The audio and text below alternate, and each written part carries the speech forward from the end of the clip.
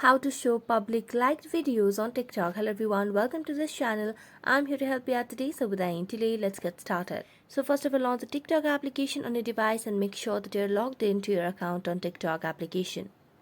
Also, make sure that you have proper internet connection on a device, and if you do not have a stable Wi-Fi connection, you can switch to a cellular data as well.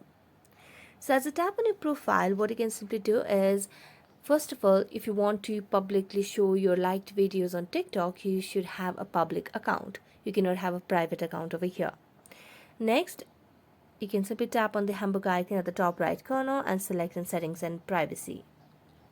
Scroll down and tap on the option of privacy, and as tap on privacy, scroll down, and under interactions you'll be able to see the option of liked videos. So since we already have a public account, it shows that our favorite or our show liked videos or liked videos will be public anyways. So that's it. Thank you so much for watching this video and see you next time.